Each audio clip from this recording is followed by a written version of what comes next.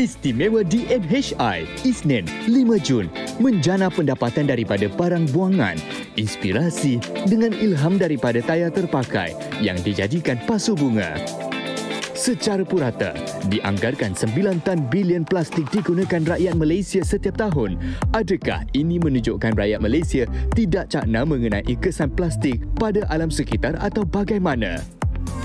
Dan bersama penyanyi wanita comel dari Sabah, Wani Khairi dengan single terbaharunya Fajar.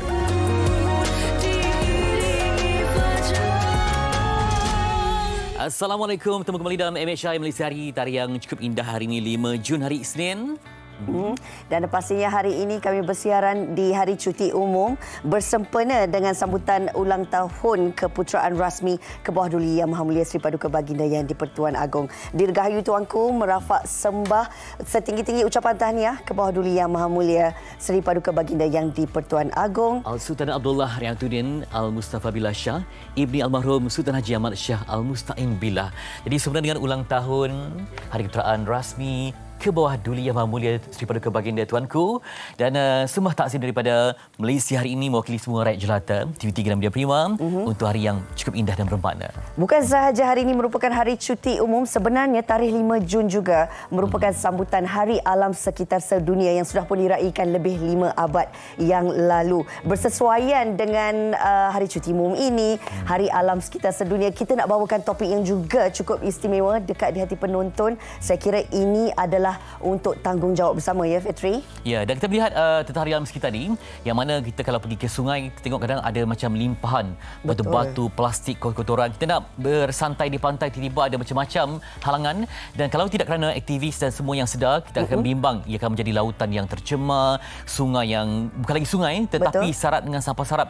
Bagaimana pula dengan nasib flora dan fauna yang menumpang kehidupan di sungai dan juga di alam sekitar kita. Dan hari ini kita nak berikan pengetahuan dan masing-masing perlu tahu tanggungjawab bagaimana kita perlu cakna terhadap kebersihan alam sekitar ini. Bagaimana untuk kita atasi penggunaan plastik yang kita lihat sebenarnya masih lagi digunakan walaupun sudah ada banyak kempen yang dilaksanakan ketika ini untuk menggunakan beg biodegradasi. Betul. Tetapi hakikatnya hari ini sejauh mana kita cakna, semuanya kita akan bawakan sekejap. Ia perlu bermula daripada dalam diri sendiri sebab kita perhatikan ada sebenarnya di MHI bawakan individu yang kalau nak sambut ulang tahun ataupun anniversary, mereka kutip sampah.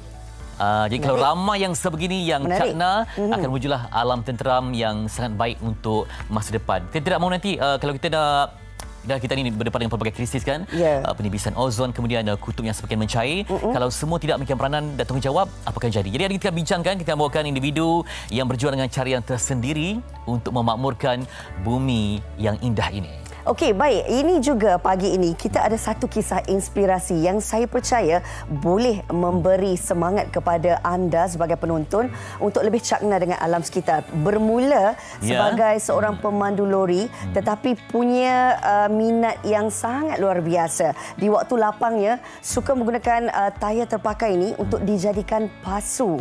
Menarik kan? Okey, daripada kerjaya kemudian nampak hobi dan akhirnya menjadi satu kepuasan dan inspirasi jiwa. Ini rangkuman untuk anda. Silakan. Awalnya, aktiviti ini dilakukan bagi menambah pendapatan akibat hilang sumber rezeki kerana diberhentikan kerja ketika negara dilanda pandemik. Tetapi, kini sudah menjadi pendapatan sampingan buat Haslizan Hasrin, pemuda berusia 32 tahun ini. Apa yang dilakukan adalah membuat pasu bunga menggunakan tayar terpakai. Dibantu isteri, Nur Izzahrina Muhammad Khair, pasu bunga yang dijual adalah dengan dua harga, iaitu RM25 dan RM30 bergantung kepada lukisan yang dibuat. Yang pasti, sehingga kini permintaan dari pelanggan memang tidak menantangkan. Dan ini salah satu caranya untuk mengurangkan tayar terpakai ini dari dibuang tetapi menghasilkan sesuatu yang cantik untuk diguna pakai selain dapat menyelamatkan alam sekitar. Baik, kita membawakan Hamparan yang cukup indah menawan hari ini. Alam sekitar yang terbentang hijau akan kita lukiskan sebaik mungkin melalui individu yang berjuang dengan cara kita sendiri. Dan hari ini kita nak perkenalkan individu tersebut yang sudah pun berada secara dalam talian. Ini dia Haslizan Hasrin, pembuat pasu bunga tayar terpakai. Assalamualaikum, selamat pagi. Waalaikumsalam. Selamat pagi. Ya, sekarang ini berada di dalam kenderaan ya? Ya. Kerja. Di dalam lori. Tengah bekerja. Okey, baik. Tadi Cik Rina berikan introduksi tadi di mana memang ialah sebagai seorang pemandu, kemudian tayar itu mencetuskan inspirasi. Bagaimana ia boleh bermula? Kadang-kadang kita ni ada idea tapi nak menggerakkan itu satu cabaran jugalah. Macam mana betul-betul sungguh-sungguh untuk memulakan idea yang kreatif tu? Ya. Kita tak ada, sebenarnya kita tak ada belajar ke, tak ada apa. Jadi bermulanya tu daripada mak saya. Mak saya dia seorang cleaner lah di sekolah. Jadi dia suruh buatkan pasu tayar untuk cantikkan sekolah tu lah. Okey. Jadi saya pun buat. Saya buat. Jadi cantik. Lepas tu diorang pun cakap, cubalah jual. Dah jadi sumber rezeki. Saya pun cuba lah. Saya pun cuba jual tapi saya buat sesuatu yang unik sikit lah. Saya pun tengok juga yang orang lain buat. Tapi kebanyakannya semua benda yang sama. Jadi corak tu saya tukar sikit lah. Okey. Bagi jadikan tarikan. Apa jenis bunga ataupun tanaman pilihan bagi Haslizan? Untuk pasu ni. Bunga yang mana yang rasa sesuai dan juga menjadi pilihan anda? Corak dia ke macam mana? Ataupun jenis tanaman yang sesuai? Awak suka bercucuk tanam? Ataupun nak melengkapi lagi lah. Okey. Pokok-pokok bunga lah cantik. Okey. Jadi tengok macam-macam ada yang Corak kartun pun ada semua, kan? jadi- Ini memang lukis sendiri ya? Lukis sendiri. Okey, kita tahu bukan mudah sebenarnya daripada tayar nak jadikan pasu bunga. Ambil masa berapa lama sebenarnya Haslizan untuk siapkan satu pasu bunga tu? Satu pasu bunga tu dia sebenarnya anggaran dia tu dia step by step tau buat kerja tu. Jadi kalau satu hari tu saya mungkin boleh buat 5 hingga 15 biji lah. Satu hari? Banyak. Satu Cepat hari. juga Tapi tengah malam saya potong siap-siap dulu. Okey. Jadi seorang ke ataupun ada yang membantu, anak isteri ke macam mana? Ada dia rumah saya, isteri saya tolong. Dia lah yang tolong carikan customer. Okey, dah jadi perniagaan. Reaksi jiran-jiran macam mana? Kod orang panggil lah. Kadang bila kita buat satu perusahaan ni, orang akan panggil dengan nama kita kan. Macam katakan Reina, Cendol ke. Dah buat cendol Haslizan, Tayar ke. Atau macam mana? Ada orang panggil macam tu kan untuk mudahkan rujukan mereka? Macam mana? Ya. Ada gelaran? Gelaran. Kat sana dia orang panggil kalau kat sana, nama kat sini dia orang panggil mus je. Mus pasu bunga. Pasu bunga. Okey. Senang dapat bahan ya untuk semua ni? Nak tahu juga kat mana lah dapat tayar tu ya? Tayar tu ada yang kita dapat free, ada yang kita beli. Sebab kita nak buat pasu ni kan kita mulakan tayar yang boleh kita buat lah. Tak semua tayar boleh buat pasu. Apa jenis tayar yang boleh dibuat? Dia kalau tayar tu jenis yang kerasnya susah nak buat. Okey. Jadi kita nak terbalikkan dia pun susah. Kadang-kadang dia punya bentuk pun tak semua tayar tu kalau kita terbalikkan dia rata. Okey. Kena pilih jugalah ya. Kena pilih-pilih juga. Saya tengok banyak. Jadi kalau lihat kepada pelanggan kan, mereka suka yang macam mana? Ataupun yang Saya paling tak popular ada. yang mana? Ready store tu tak adalah, tapi kita bagi gambar, ikut customer dia pilih yang mana baru kita buat. Okey. Haslizan, awak tahu tak apa yang awak tengah lakukan sekarang ini sebenarnya adalah salah satu cara untuk selamatkan alam sekitar, untuk lestarikan alam sekitar. Awak tahu tak perkara itu sebenarnya memberi manfaat untuk alam sekitar ni? Betul? Macam mana rasa bila dapat orang kata menjadi sebahagian daripada mereka yang benar-benar jaga alam sekitar? Bagi saya, kalau dia orang kreatif boleh buat semua ni, kira bagus lah. Bagus. Jadi tak adalah benda tu bersepah buat sakit mata kan. Kawan kat sebelah tu tengah relax. Tu manager ke, pembantu ke? Yang membantu di sebelah tu. Kawan-kawan ke macam mana tu? Kawan sekerja? Ini semua kawan-kawan sekerja. Pandai buat juga ke pasu kawan? Oh, tak ada. Tak apa, nanti insyaAllah bila dah berkembang maju ke lebih besar lagi perusahaan tu kan. Yeah. Lebih penting kita juga daripada bahan terpakai ni kita dapat menyumbang sesuatu yang bernilai ekonomi lah. Daripada kita hanya biar macam tu saja, sepatutnya ada sumber pendapatan dapat kita bawa pulang untuk keluarga. Pada masa yang sama, membantu alam sekitar sebaik mungkin. Haslizan, ada cara lain lagi ke nak tambahkan lagi mungkin produk-produk berasaskan tayar ni? Ada cadangan lain ataupun perancangan lah nak luaskan perniagaan ke? Perancangan tu ada. Sebenarnya banyaklah benda kita nak buat. Kita nak buat, tapi sebabkan kita buat tak sepenuh masa, jadi masa tu agak terhadlah untuk kita buat banyak benda lagi. Baik. Terima kasih untuk Haslizan Hasrin, pembuat pasu bunga tayar terpakai yang sudah berkongsi dengan kita jauh daripada Pontian Johor untuk kongsikan kemanisan Hari Alam Sekitar kali ini. Terima kasih, selamat bekerja. Sama-sama. Assalamualaikum. Saya seronok tengok kawan dia tadi tu. Kawan sebelah tu. Relax je. Bersantai lah cuti kan. Okey, apa pun kami harapkan kita ada juga sumbangan mungkin daripada kulit telur ke ataupun bahan apa saja. Ingat mungkin dah kena bersedia kot dalam kereta pun dah ada macam beg yang sesuai. Betul. Yang buat plastik kita kurangkan semaksimum yang mungkin supaya kita nampak jernih lah. Kadang-kadang kita tengok di tong sampah pun ada orang main campak aje. Tidak asingkan sampah. Kita tengok sampah dah bertimbun, kemudian proses untuk mengangkut itu pun kadang lambat, jadi dah pun berkulat, ada memberi juga ancaman kepada kesihatan. Kita tengok tikus-tikus yang pelihara di situ bahaya kepada kesihatan kita semua. Okey, sebentar lagi sebaik saja kita kembali, kita akan berkongsi berkenaan dengan cakna plastik demi alam sekitar. Jangan ke mana-mana, semuanya di Malaysia Hari Ini.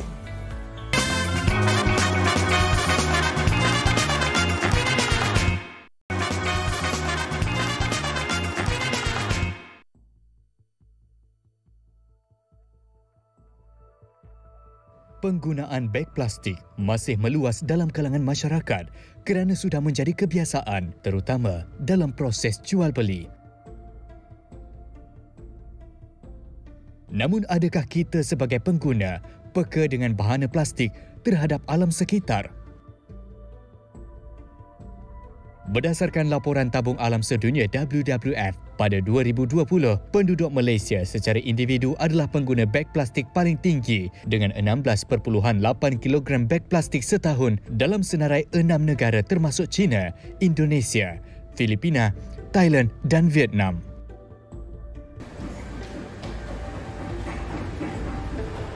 Kru MHI melakukan tinjauan di sebuah pasar basah di Kuala Lumpur bagi melihat sendiri kadar penggunaan beg plastik ketika membeli belah. Melalui tinjauan, didapati kebanyakannya cakna dengan keburukan plastik. Rata-rata daripada mereka menyediakan beg guna semula untuk membawa barangan yang dibeli.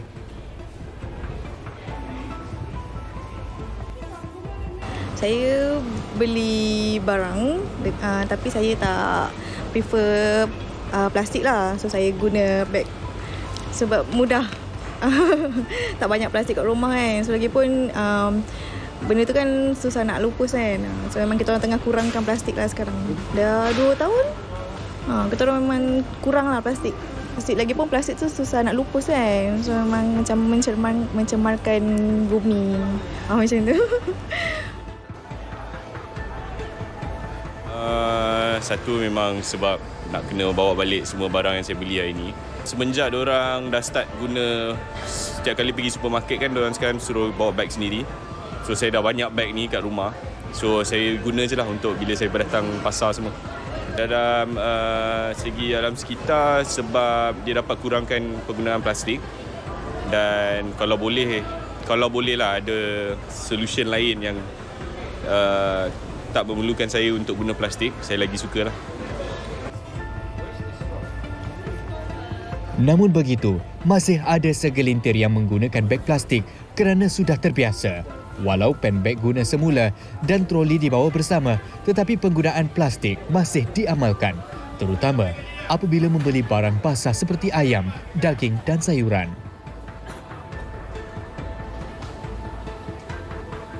Sebab salah satu caranya I bawa beg I sendiri. Tapi kadang-kadang tu kita nak tukar kita punya habit tu agak takes time. Actually macam ni lah kan. I actually boleh je ambil yang bungkusan kertas tu letak dalam beg ni. Tapi sometimes dia dah disediakan plastik tu, I ambil je lah. Sebab dia dah biasa kan. Macam kalau plastik tu kan macam sekarang senang kita nak bawa kan. So lagipun memang industri plastik tu pun masih ada lagi kan. So it takes time lah nak tukar habit tu lah. Maksudnya diri kita sendiri lah, kita kena improve lagi kesedaran kita tentang plastik ni. Dan maybe dari segi pihak berkuasa, dia dari cara pengambilan sampah-sampah tu dia kena lagi straight lah. Maksudnya dia asingkan lah plastik, kertas apa semua tu. Macam dekat Taiwan.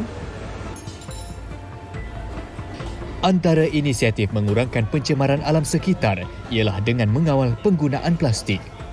Kerajaan menyasarkan tiada lagi penggunaan beg plastik di semua premis dan sektor perniagaan menjelang tahun 2025 demi kelestarian alam sekitar. Tetapi, adakah kita mampu melakukannya?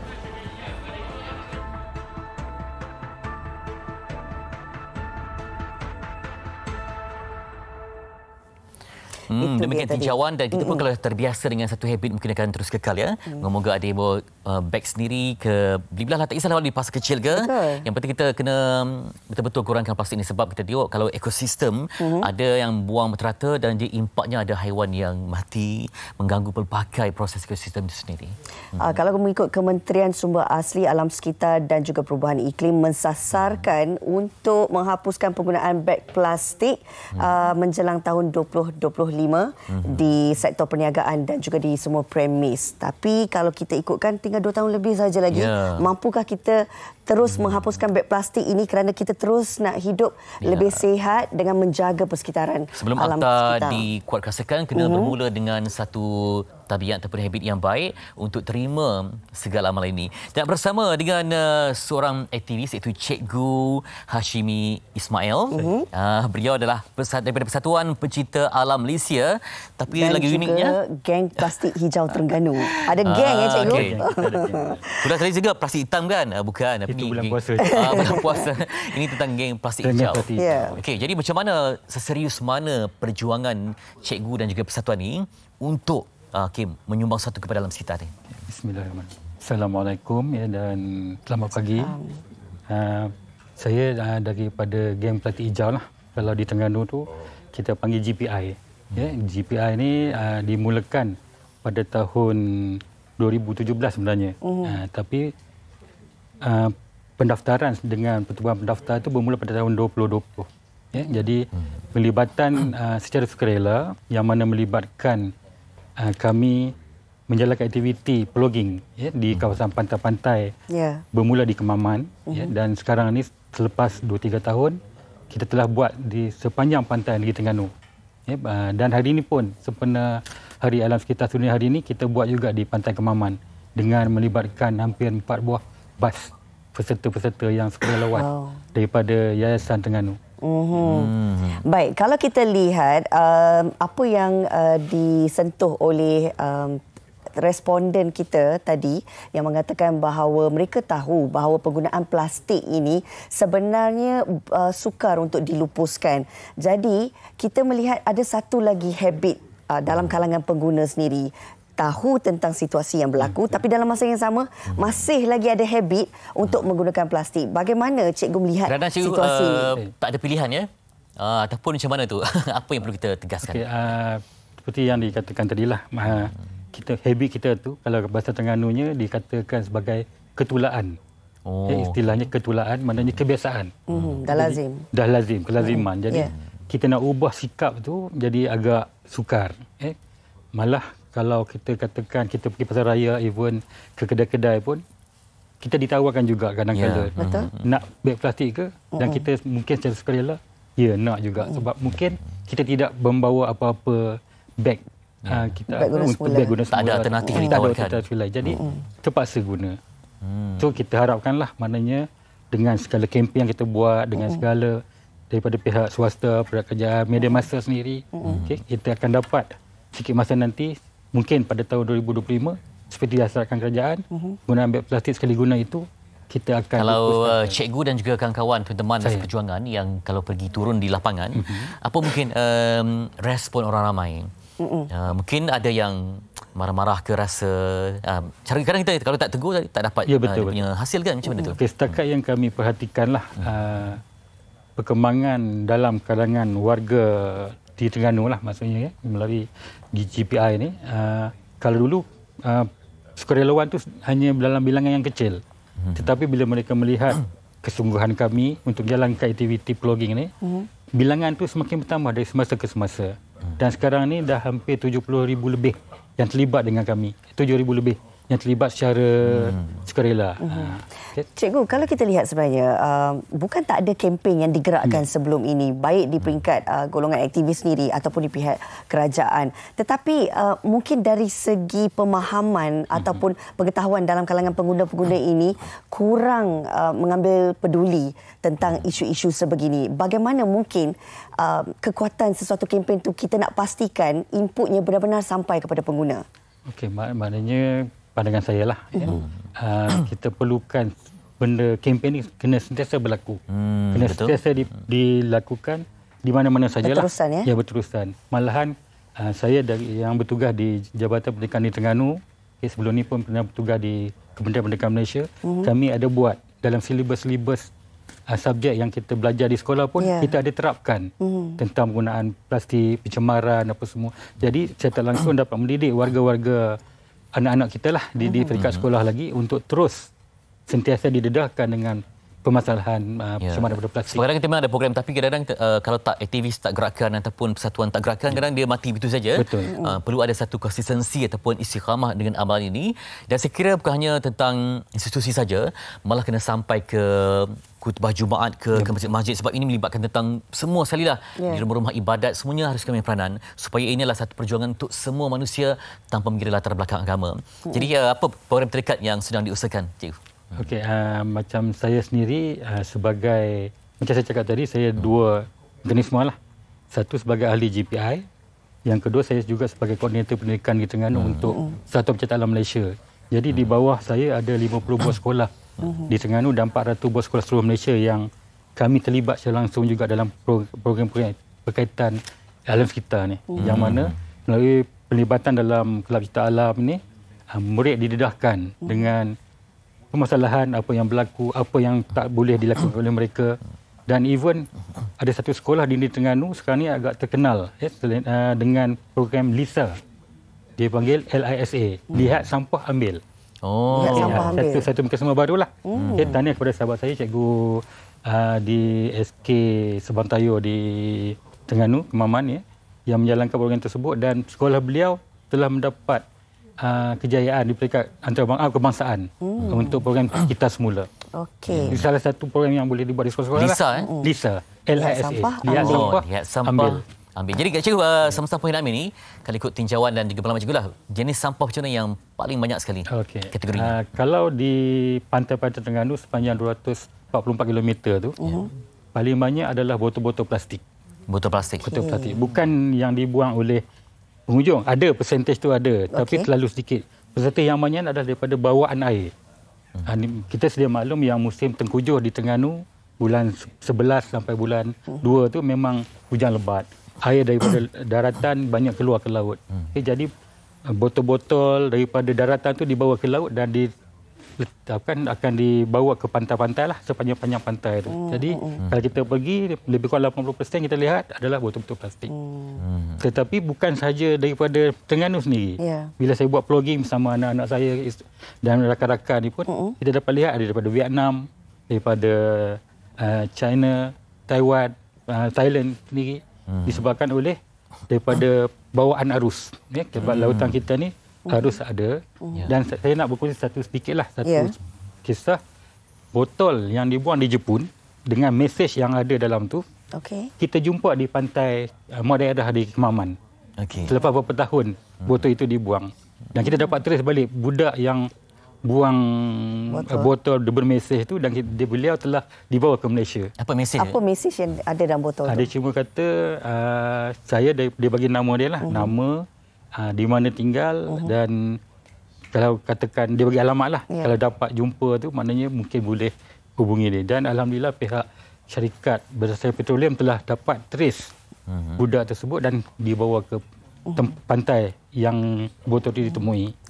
Dan pantai itu sekarang ni merupakan pusat santuari penyu. Wow, menarik. Di mana tu? Di Kemaman, di kawasan berdekatan dengan industri petroleum Petronas tu lah. Baik, daripada apa yang cikgu lakukan ini kan, cikgu melihat bahawa ada dalam kalangan pengguna-pengguna ini masih lagi kekal dengan tabiat mereka yang lama ini. Adakah cikgu rasa dari segi perundangan itu harus diperketatkan lagi untuk memberi kesedaran yang maksimum kepada golongan pengguna? Memang juga ada mungkin daripada kalangan penggiat industri yang mengalirkan sisa yang tak sepatutnya. Jadi itulah mungkin ada kategori-kategori yang perlu kita perkemaskan kembali demi tujuan yang murni ini. Mungkin dari segi perundangan tu kita serahkan pada pihak berwajib lah yang mungkin lebih arif dalam menentukan kadar berapa yang perlu ataupun yang mananya kalau kita buat salah berapa kadar yang kita perlu bayar jika kita ditangkap kan. Tapi kalau untuk peringkat orang awam ini kita mulakan dulu dengan penderahan, dengan kempen. Kalau betul-betul kita tak dapat nak pastikan benda tu berlaku, barulah kita mainkan dia orang. Tapi itu pilihan terakhir lah, saya rasa.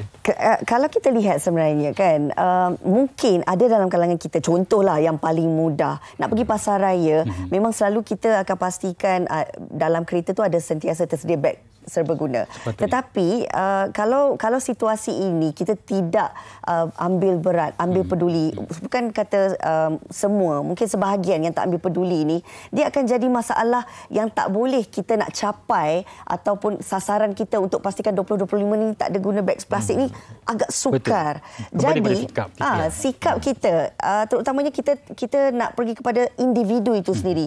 Apa perkara penting, perkara utama yang perlu ada pada setiap individu, cikgu? Okey. Kita ambil konsep GPI lah. Okey, kami bergerak dengan kaedah islah, ikhlas, istiqamah. Maknanya islah di sini kita nak kembalikan kepada keadaan asal. Maknanya kalau kita ke pantai contohnya tadi, dengan kita pergi ke pasar raya untuk membeli belah tu kan, adakah kita nak bawa balik beg plastik tu? Okey, kita kalau boleh kita biar macam kita dah bawa beg kita semula, beg guna semula, kita guna yang itu. Kemudian kita ikhlas untuk menjaga alam sekitar tadi dengan tidak menggunakan beg plastik sekali guna. Kemudian kita istiqamah. Teruskan kita sentiasa kekalkan di hati, kalau aku buat macam ni, alam sekitar akan tercemar. Kalau aku buat macam ni, insya-Allah akan terjaga. So kita pilih yang terbaik, tepuk dada, tanya selera. Pastikan alam sekitar ini dikembalikan kepada yang asal seperti yang sepatutnya. Sebab ia perjuangan yang panjang bukan hanya di Malaysia tapi di seantero dunia yang perlukan pada usaha yang sangat sungguh-sungguh lah, sebab ini melibatkan tentang masa depan generasi yang kita bimbang nanti ada tempat yang tak nampak tempat dah kerana ditemui dengan sampah ataupun ada spesies yang mungkin pupus hanya kerana bermula dengan plastik ataupun sampah yang kita alirkan ke lautan. Harapan cikgu bagaimana pula kalau nak melihatkan capaian kita, sasaran kita pada tahun 2025. Bagaimana cikgu harapkan daripada setiap rakyat, setiap penduduk untuk pastikan alam sekitar ini terjaga? Okey, saya berharaplah bukan saya diri saya saja, semua anak-anak dan juga semua para pendengar lah, para penonton di sini, kalau boleh kita bersama bertekad untuk pastikan yang kita ubah ketulaan kita. Kita ubah kita punya kelaziman untuk kurangkan dahulu kurangkan dahulu penggunaan plastik sekali guna. Okey, kalau pergi mana-mana pun kalau boleh sampah sarap kalau kita terjumpa ke apa ke, kita cuba kutip. Sebab kalau beg plastik yang ada di tepi jalan, kalau dihanyutkan air, diterbangkan angin, bila masuk ke dalam longkang, dia boleh menyebabkan longkang tersumbat. Okay, jadi dengan bila kita menjalankan sesuatu walaupun sedikit, usaha itu, insya-Allah 2025 kita harap plastik di Malaysia akan dikurangkan ataupun mungkin tiada langsung penggunaannya di Malaysia. Yang pasti kena mulakan dahulu. Kena mulakan dahulu. Jadikan dia sebagai tabiat. Kita bermula di semua tempat lah, di sekolah, di masjid, di rumah ibadat atau di tempat mana saja. Kita bermula dengan usaha yang sangat agresif ini untuk alam sekitar. Terima kasih kepada cikgu. Terima kasih banyak-banyak, cikgu. Berkongsi geng plastik hijau tu untuk membantu kerajaan dalam usaha untuk lestarikan alam sekitar. Dan kita juga nak kongsikan kepada anda semua. Ini satu kisah sebenarnya bagaimana untuk kita bersihkan kawasan sungai. Ini kisah di Sungai Kelang, penggunaan interceptor. Yang menarik, saya percaya, untuk kita jaga alam sekitar kita. Saksikan. Sungai Kelang adalah antara 50 sungai yang terkotor di dunia.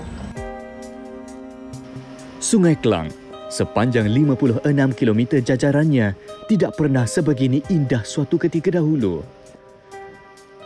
Aktiviti harian masyarakat setempat membuang sampah terutama plastik tanpa menyedari perbuatan itu menyumbang kepada kecacatan pemandangan. Lebih teruk lagi, tabiat itu merosakkan ekosistem setempat. Namun sejak tahun 2016, wujud pihak yang prihatin menjalankan usaha dalam memberi nafas baharu buat sungai ini yang sekian lama dilihat kotor dan berbau. Dari jauh, bagaikan sebuah kapal pelayaran yang berlabuh di sungai. Tetapi ternyata sebuah alat pemakan sampah yang dikenali sebagai interceptor.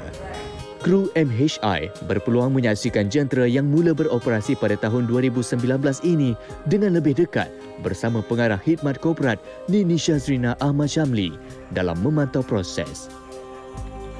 Interceptor ni berfungsi, dia menggunakan konsep barrier dengan conveyor belt. Jadi daripada di interceptor ni dipasang barrier seperti kita lihat yang ada barrier warna kuning tu, dan sampah-sampah yang terapung tu mengikut aliran sungai akan terperangkap di barrier, dan aliran arus sungai tu akan membawa sampah-sampah tersebut masuk ke pintu masuk interceptor ni, dan sampah-sampah tersebut akan naik ke conveyor belt ni.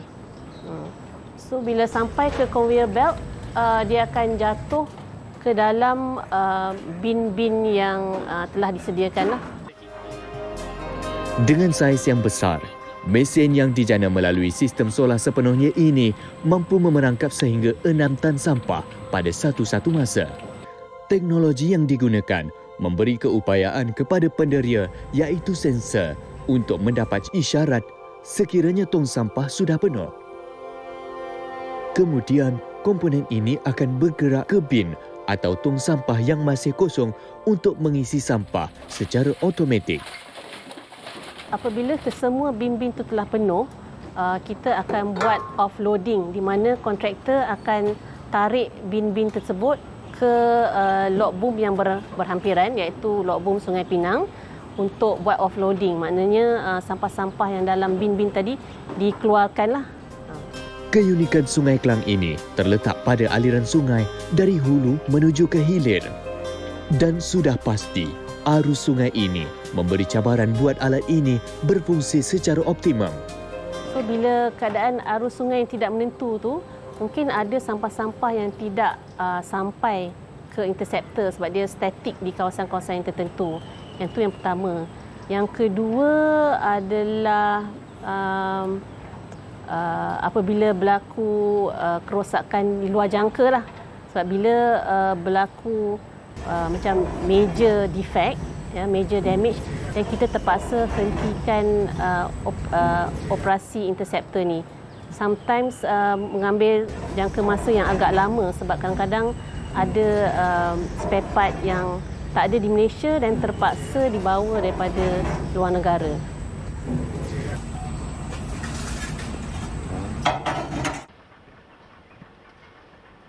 Bukan semua teknologi pintar memudaratkan hayat alam semula jadi. Buktinya, tu kehadiran fauna di sini membuktikan sekiranya alam ini dijaga dengan baik, mereka sendiri yang akan hadir untuk menikmati segala isi ataupun segala hidupan-hidupan lain untuk menikmati keindahan di sini.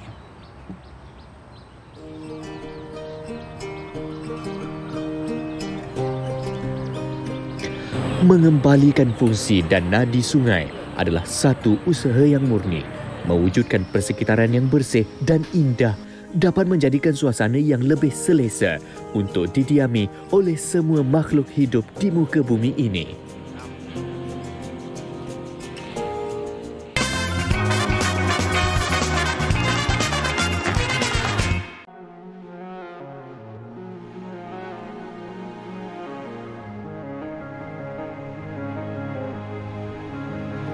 Dulu hariku berpelangi, namun warna tidak seterang. Dulu malamku tak bersinar karena awan sering kaburi bintang.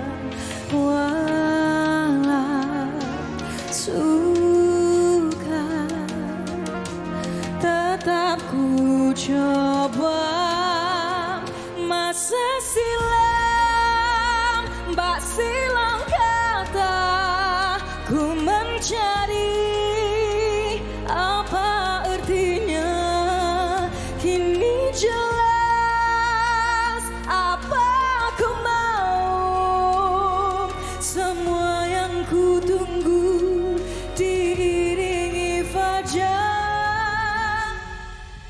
Kini mimpiku makin nyata, hari-hari hampir sempurna.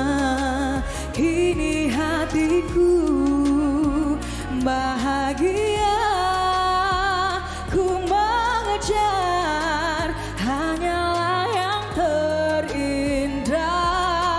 Walau pernah, tetap ku coba. Masa silam, bak silam kata, ku mencari apa artinya.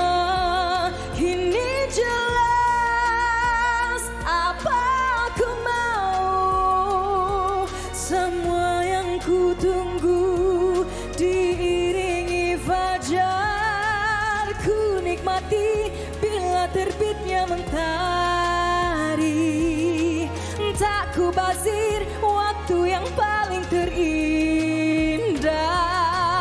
Kisah lalu takkan aku ulangi, awan kelam telah pun membawanya pergi.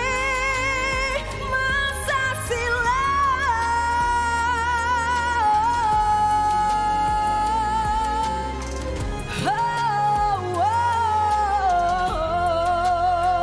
masa silam, bak silam kata, ku mencari apa artinya. Kini jelas apa ku mau, semua yang ku tunggu diiringi fajar. Kini hariku berpelangi, namun warna kini dah terang. Wow. Okey, itu dia persembahan langsung Fajar Wan dari Wan Khairi. Khairi. Apa khabar? Assalamualaikum. Khabar baik. Single terbaru ya? Ya, single terbaru. Okey, jadi tak teringin untuk hasilkan album. Album. Dah banyak single kan sekarang ni? Ini single yang keberapa kali ikutkan? Setakat ini single yang ketiga solo bersama dengan Rocket Fuel, dan ini dia lagu Fajar ciptaan Abang Syazi Ishak, Abang Odi Mok dan juga Tisha Tia. Dan untuk hasilkan album itu insya-Allah lah masih dalam pelancaran, masih dalam proses lagi perancangan. Okey, nak tahu juga apa cerita di sebalik lagu Fajar ni? Okey, baik. Fajar, awal pagi kita di pagi hari ini. Jadi untuk mereka yang kita semua tahu Fajar itu bermaksud subuh. Jadi untuk lagu ini bermaksud cahaya harapan untuk mereka yang berada dalam kesusahan, kesedihan, nak melangkah terus maju untuk hari-hari berikutnya. Jadi macam mana mereka nak cari kekuatan untuk hadapi hari-hari yang akan datang nanti. Okey, jadi lagu memang forte Wani lah untuk lagu berada tinggi ya. Memang selesa macam tu. Major saya memang ballad juga, tapi saya banyak keluarkan lagu pop, dan untuk kali ini kita mengambil satu langkah yang berani untuk pergi ke ballad balik lah untuk single yang ketiga ini. Senang tak untuk merakamkan lagu ni? Merakamkan lagu ini alhamdulillah sangat mudah dengan Abang Syazi. Kita hanya 1 hari recording saja dan ambil masa dalam 2 jam. Dan itu apa yang membuatkan mudah itu apabila Abang Syazi kata nyanyi dengan hati awak, nyanyi seikhlas hati. Dan sebab demo yang saya dapat ni pun bila saya dengar, boleh kata saya menangis juga lah bila dengar sebabkan lirik dia yang sangat mendalam.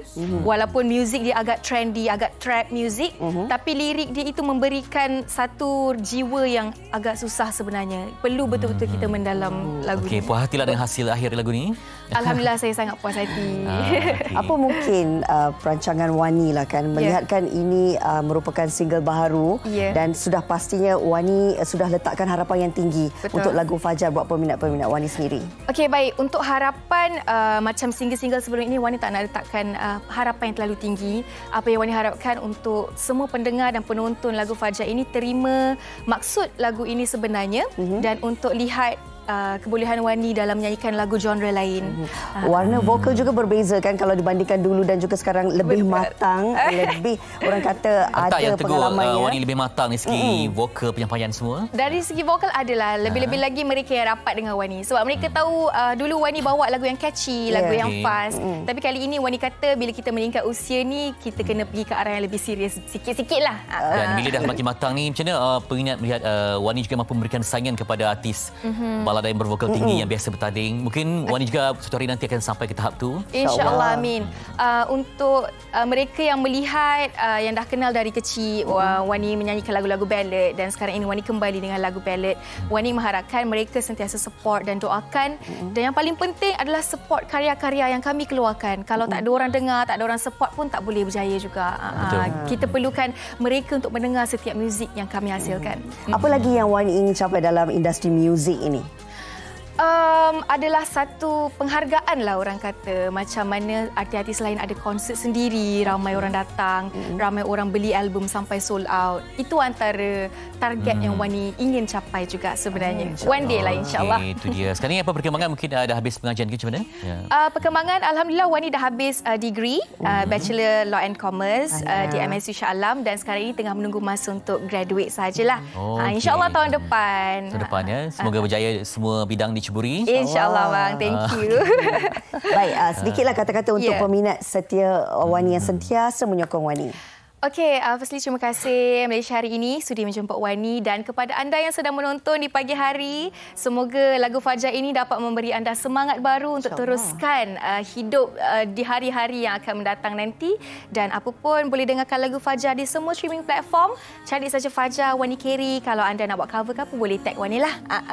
Baik, terima kasih. Semoga maju jaya Wani. InsyaAllah. Siapa tahu ada rezeki berentap di pentas AJL. InsyaAllah. Amin. Makan baru yang menyerlah. Okey, baiklah kita mengharapkan kejayaan untuk semua dan kepada kita nak kongsi lagi banyak pengisian di MHI. Semuanya seketika nanti jumpa lagi. Terima kasih Wani.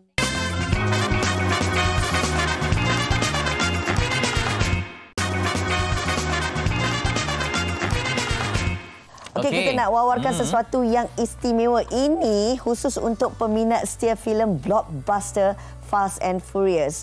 Jangan ketinggalan untuk menonton sequel baharu bertajuk Fast X di pawagam berhampiran. Jom kita saksikan trailer filem ini.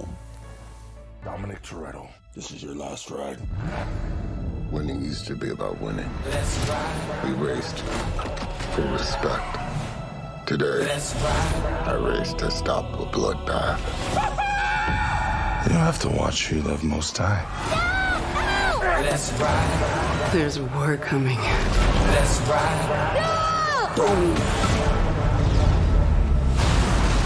Let's ride.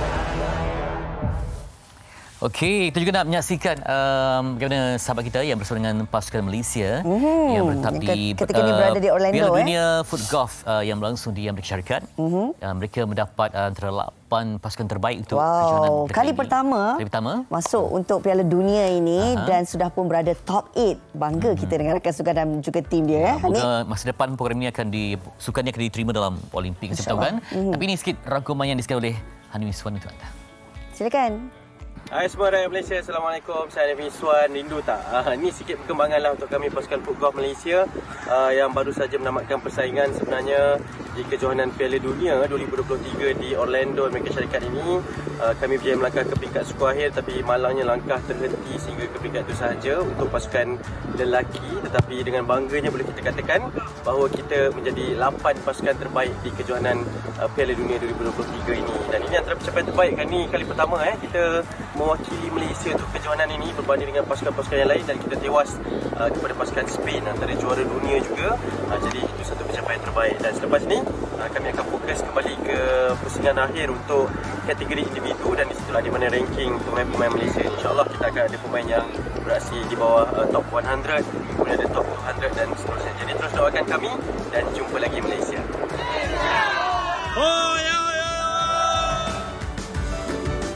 All the best Hanif dan juga tim. Yang bagus pada persaingan kali ini. Mereka tewas kepada pasukan Sepanyol, tapi masih dalam kategori 8 pasukan terbaik untuk kejuaraan pada kali ini. Satu pencapaian yang amat membanggakan. Baik, kami nak kongsikan juga antara pilihan tajuk-tajuk di Dada Akhbar di Utusan Malaysia. Lebih 43,000 pelajar sekolah merokok. Rang Undang-Undang Kawalan Rokok dibawa ke Parlimen bagi tangani ketagihan. Ini satu saringan yang telah pun dijalankan ke atas 1.3 juta pelajar sekolah menengah tahun lalu, dan katanya 43,000 pelajar memang merokok. Penting untuk kita teruskan rang Undang-Undang Kawalan Rokok ini, ya.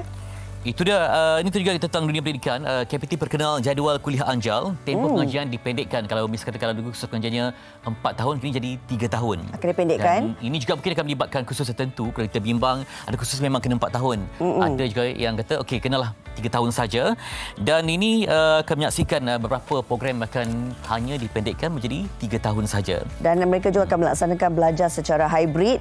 Maksudnya tahun pertama dan tahun terakhir saja belajar di universiti. Ini semua akan berlangsung. Revolusi ini. Dan saya paling terisaukan tentang ni di Pameran Kosmo, hidup merana gagal lunas hutang. Semuanya kerana terjerat dengan skim beli dahulu bayar kemudian. Jadi nampak macam seronok kan dah dapat benda tu, tapi tiba-tiba nak membayar tu hutang masalah pula. Tinggi. Hutang semakin membukit, kemudian tak ada perancangan kewangan yang baik, menyebabkan ramai yang terjerat dalam hutang, apatah lagi dengan mungkin perniagaan yang tak menjadi ke ataupun macam-macam lah dugaan mereka. Akhirnya tewas dalam hutang yang diciptakan sendiri. Okey. Okey. Dan juga tentang inisiatif untuk lepasan SPM. Okey, ini 4 inisiatif galak lepasan SPM sambung belajar. Kementerian Pendidikan Tinggi sedia laksana sistem pembelajaran hybrid selain pendekkan tempoh pengajian bagi sesetengah program. Saya rasa satu pelaksanaan yang cukup baiklah. Inisiatif yang pastinya dapat menambahkan lagi lepasan SPM ini untuk mereka punya masa depan yang lebih cemerlang. Okey, dan mungkin ada yang suka makan makanan seperti yang kurang masak, makan laman ke atau apa saja. Tapi itulah ada implikasinya kepada kesihatan perut anda.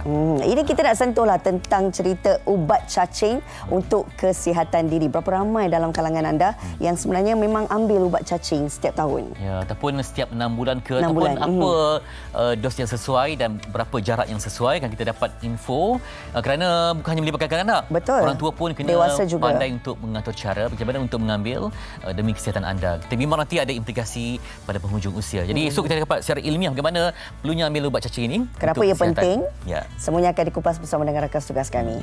Bersama kami di MHI. Saya Zina Kasim. Jumpa lagi. Jumpa lagi. Assalamualaikum.